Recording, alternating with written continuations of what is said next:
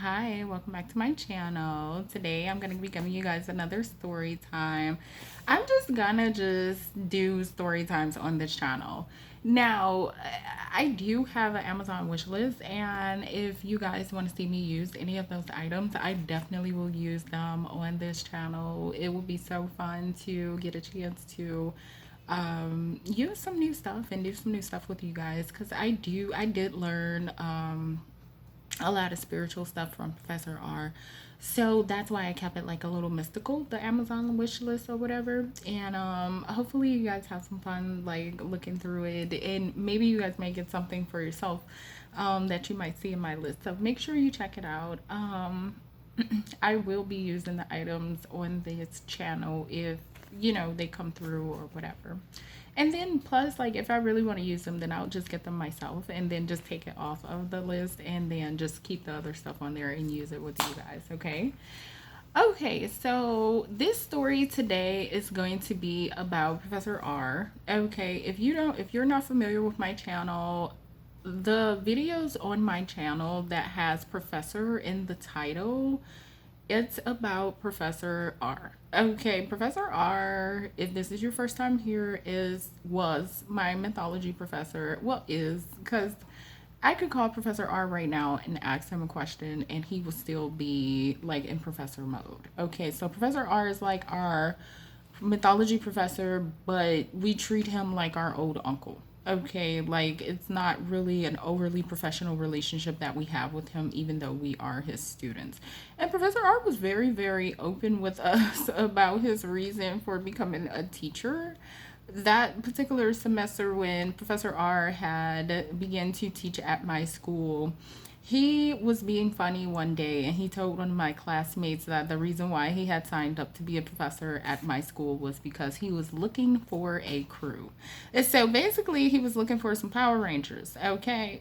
Some young folks that had hips and kneecaps that can climb up these spaces for him to get what he need with his old ancient relics. Okay, so Professor R was trying to use us. Okay, yeah, and he wound up getting a crew for life because we all still call him to this day. We all still talk to him. Actually, last Thanksgiving he called, he invited us out or whatever. I couldn't make it, but I do try to make it every time Professor R calls me, because when Professor R calls, it's a mission. It's a mission. And you will see from the other videos if you decide to check them out or whatever.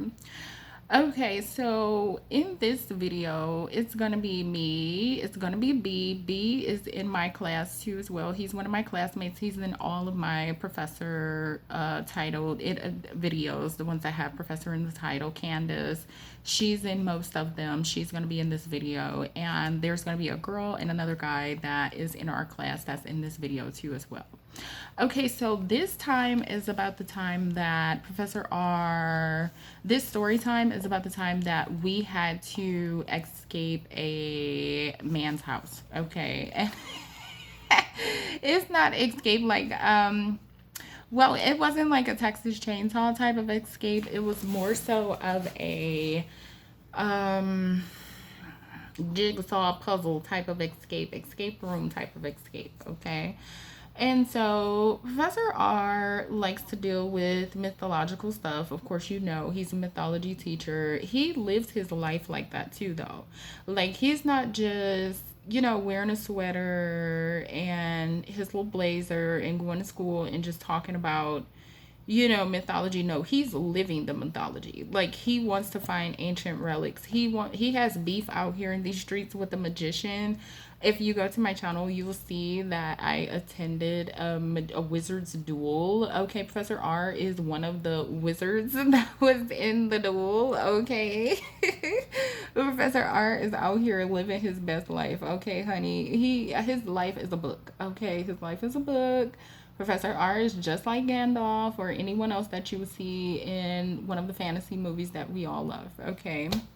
And so Professor R, he just got done getting haunted by a gargoyle. Okay, I made a video about the gargoyle hunting Professor R had let us know that he felt like he was being haunted by the gargoyle. Just to brief you guys on the gargoyle video, if you have not watched it, I'll just give you like a small briefer.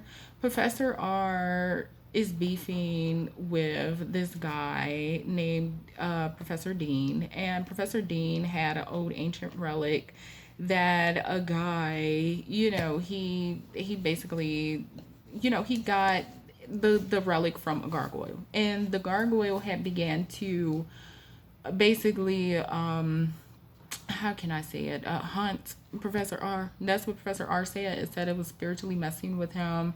He was hearing unexplained flaps all around his house at certain times of night. It was visiting his home. His wife never saw it. It was harassing him, basically. And he had to give it back its scepter. So in that video, I was telling you guys about how we gave the scepter back. Okay, well, after Professor R gave the scepter back, the haunting stopped, all of that stuff or whatever.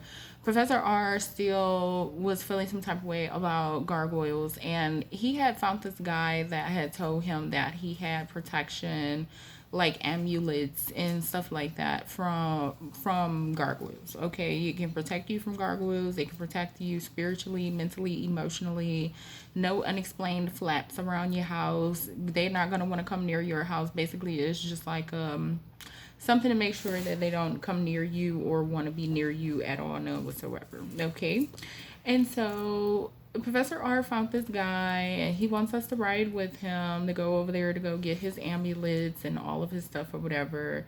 And we're saying, okay, and so Professor R, he takes us on this ride with him, and we're going to this guy's house. Now, this guy does not live in our city. He lives far, very, very far. He lives on a hill, a haunted hill at that. He is just as eccentric as Professor R. Professor R is very, very eccentric. He wears a hat that kind of looks like the Mad Hatter's hat, but it has like things on it that has something to do with him. Like, the Mad Hatter's hat has everything that has to do with the Mad Hatter. Okay, well, Professor R put stuff that have to do with Professor R on his hat, but it's very eccentric and very big, like Mad Hatter's hat. And he has like this little ridiculous jacket that he likes to wear. Well, not ridiculous, because it's just Professor R being Professor R. So I guess other people might find it ridiculous, but I just find it eccentric. So Professor R, he's got his little jacket, he got his little stuff. He's telling us like where we're going, and we're all down with it or whatever. Professor R always pay for everything. We never have to pay for anything when we go with Professor R, because he be wanting us to do this stuff with him. He don't want to go by himself.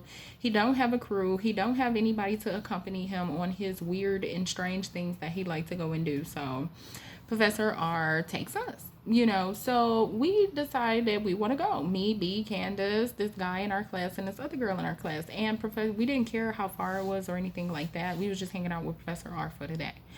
And so Professor R, he told us to meet up with him. He told us where to meet up at, and he said that we were going to leave in the morning, and just like be ready. Like, you didn't have to bring food or anything. Professor R was going to provide food. All you needed was like your phone charger, or your headphones, or whatever you were going to use that was personal or whatever to bring, because we were just going on this long drive to the guy's house to get the amulets or whatever, and then we were driving right back. Like, we weren't spending the night at his house or nothing like that. Okay, so Professor R, we get in the car, everybody's having a good time, we're all leaving, we're having a good time of our life, just listening to music, talking. Professor R, he had brought us some food. He always buys us fast food. One time it was Wendy's, another time it was Burger King, maybe this time it was McDonald's, I don't know. Professor R is always stopping at fast food places for us. He's always buying fast food for us, okay? And so we're eating food, we're talking, and we driving. Everything is good. So we make it to the guy's house. The guy's house is far as I don't know what. Okay, it's off of isolated road, and then he has a second. You have to get off of the main road and go onto an isolated road, and on that isolated road is a second isolated road that you have to take up to his property. Okay, and I'm calling it a property for a reason, because this was more than a home. This was like almost like a I don't know. Okay, it was more than a mansion. It was more than a home. It was huge. Okay, it was big. It was an estate. Okay, so to his estate, not his property, his estate. So we're on our way up to the estate, and the estate is looking like the flowers in the attic house. Okay, it's big, it's huge, it got a lot going on. It's a whole bunch of lawn, it's a whole bunch of driveway.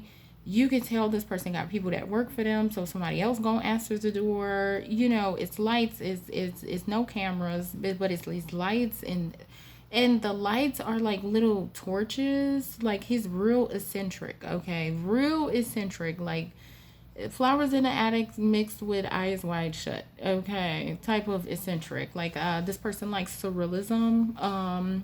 Okay, surrealist art or surrealist like type of things. Okay, because that's how his bushes and things were shaped, like a surrealist. You know, like I don't know, squares and shapes and circles and patterns and stuff along those lines. It was very nice. Okay, so and this we get up to the door. Of course, somebody else answered the door.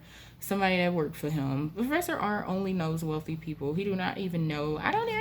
I've never even seen Professor R in contact with somebody that was just, like the guy that worked at Costco's or something, just regular. I've never seen that before. So maybe Professor R do come in contact with people like that on a daily basis, but we just don't get a chance to see that because every single time. One second. Oh, never mind. Every single time Professor R is calling us or we're going to go do something, it's with some old eccentric wealthy person that he's either beefing with or cool with. Okay, so this time Professor R was cool. So we get up there, and a man answers the door. He has on all black. He looks eccentric too as well. He has on like this jewelry that's very, very chunky, very, very like old, like hieroglyphics is like etched into it. Okay, and so we're looking at him, he looking at us. Professor R tells him why we're here, and because he wanted to know, like, what was we pulling on this estate for, and how do we find the estate, how do we find the road, what is we doing here, and so Professor R, he has some explaining to do, and so he explained, and the guy said, oh, okay, yeah, I didn't know if you were showing up. I was waiting for you, but I didn't know if you were coming or not. I expected you to be here a little earlier. Professor R explained to him that we were coming from very far away to get what we wanted. Okay, so the man had let us in. The house, beautiful. Absolutely beautiful. Flowers, plants, beautiful surrealist art, beautiful, like ancient, old pieces, like art pieces, sculptures, just everything that you could possibly think of. But they were on display, kind of like Lenny's house from the Wizards Duel video. They were on display. He wanted people to see them. He wanted people to ask questions about them. He wanted people to be curious about them. It was very beautiful. We'll call this guy Count. Okay, his name is Count in the video. We're gonna call him Count. Okay, so Count has an amazing house. He has an amazing estate. It's absolutely immaculate in there. It's beautiful. It has a smell that I can't quite put my finger on. I think that is food. Everyone else around me thinks that is something else, like maybe a mouse had passed away or something. I personally thought that it was maybe some food that went bad, or it may have been something else, but we did smell that smell when we had walked in.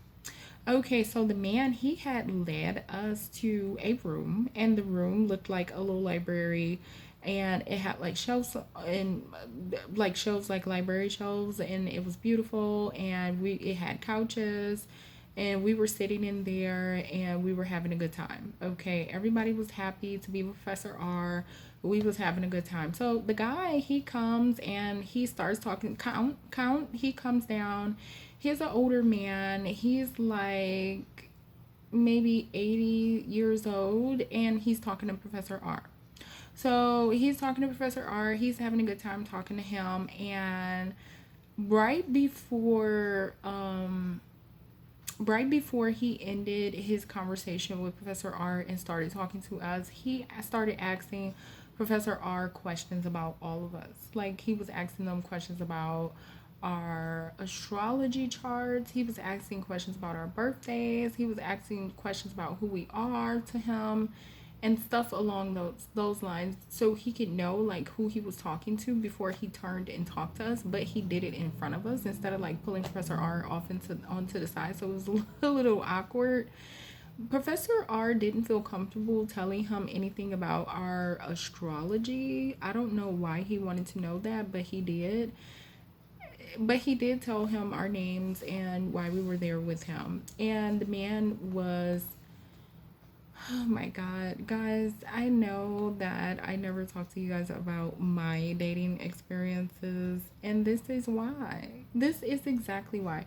So, the man, he liked me. Okay, and he said that's why he was inquiring about our astrology charts, because he wanted to know what was my astrology chart because he wanted to talk to me about it. And this guy is like 80 something, and I am young, and I'm like, oh my goodness, why is this happening to me right now? Okay. And so my girl Candace, she is laughing. She thinks it's hilarious that he's all smitten and he wants to talk to me, and he's basically acting creepy, acting old, acting eccentric, acting weird.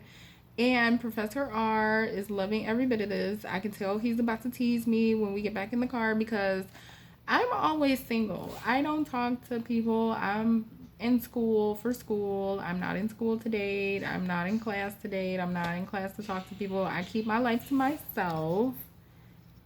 And I really don't, like I just wasn't doing that. I wasn't on that type of time. So this is hilarious to the people around me because they know that I don't do nothing, so they're cracking up and they think that it's funny that it's Count that likes me out of all the people. And so Professor, he's in his little, my God, he got like a little chair that's sitting like by me and Candace. So he's sitting in his little chair and he's talking to me and he's asking me questions and stuff like that. And he's asking me about my astrology chart. And all of a sudden, all of a sudden, it's a big window in front of his house. All of a sudden, it was like a big shadow that overcasted over the window like this. And so we all saw it because it did like that, like past us. So, you see it out of your peripheral, or you see it like even if you're still doing something else or whatever. And we all stopped and looked. And he was like, oh, don't worry. That's just, did R tell you guys why you guys were coming? And we was like, yeah, he told us why we were here. He was like, oh, well, I have my own. They live with me. That's them. They're cool. It's nothing. And so he was telling us that he has his own dang on gargoyles that live in the back of his house, and they come alive at nighttime, and they live with him, and he loved them and they love him. And he was telling Professor R, he turned to Professor R and started to tell Professor R about that's how he know how to keep them away. And that's how you know that his amulets are authentic, because he actually dwells with gargoyles. Okay, he likes them. He befriended them. They're cool with him. He likes them. Okay, that's what he says. All right, now me, I'm a skeptic. I've always been a skeptic of Professor R and his eccentric crew of friends and ops that he has had. But I'm here. Here I am, Sky of Myth, hanging out with Professor R at Gargoyle Guy's house. Okay, he's 80 something, he's smitten, and we're having a good time. Okay. So Count, he tells Professor R that, and Professor R immediately gets uneasy. Count tells Professor R that he's happy that we'll be staying the night with him, and Professor R immediately starts to get choked up. He's like, no, we're not supposed to be spending no night. We're leaving and blah, blah, blah. He's like, well, you can't leave because my gargoyles are awake. I thought that you guys were spending the night. I didn't know that you guys would be leaving. They're awake. You can't go outside now. The property is theirs. And so all of our faces just drop on the floor. Count is looking at us like he could just put us in a pot and eat us. Okay? Because he's creepy. So that's why I described him like that. Okay. And we're scared. We're scared at this point. At first we were okay. We were happy. He had the ambulance. Professor R got them. He paid for them. We were chilling because Count had a crush on me. And I mean, it was already nighttime when we had got there, so we didn't really think that he was going to come to us with no mess like this, okay? And so Professor R's like, no, we have to get out of here. We have to get out of here. And so Count, he's like calling the man and he's yelling like past Professor R now, like, hey, hey, like we'll just give him a name, Jerry. Hey, Jerry, come and get the door. Come and get the door. Because he's like, sees that Professor R is like, no, we're getting out of here. We're leaving. We're not spending the night around no dang on gargoyles. Like, I already told you that one was haunting me. I'm scared. I want to go. And so we about to get up out of there. And of course Count is still trying to talk to me and hold me up as I'm trying to talk to my crew and see how we're gonna get out of his house. He don't even care that we're trying to escape him because he's too busy trying to finish the conversation. But I am listening to Professor R, and Professor R is telling us we got to get the heck out of here. And by this point, he thinks that Jerry has locked all of the doors. But Professor R is very good with estates. He's very good with homes. He's very good with old properties. He knows how to find like secret passageways and stuff like that. Professor R was very confident that he could find a way out of there that was not locked, barreled, and sealed. Okay.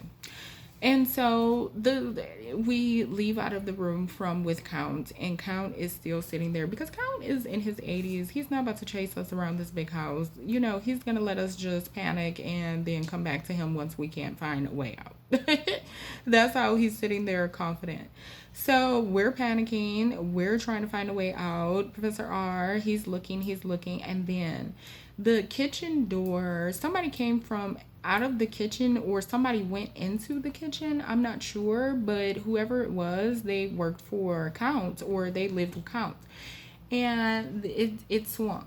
It kept swinging like that, and Professor R saw some keys. Yes, he did. So he ran, and we running behind him like we basically looking like on the movie Clue. We all running behind Professor R to each room. And so we get in the kitchen, and Professor R, he gets the keys and he's fumbling them, and they're all on this old ring because you know that Count gotta be eccentric, so he gotta have it looking like how it look in the movies.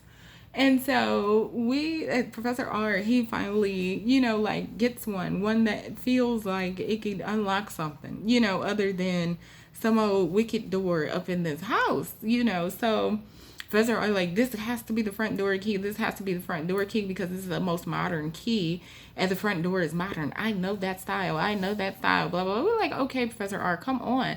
So we're running to the front door. Tell me why Jerry comes out of nowhere and starts like trying to...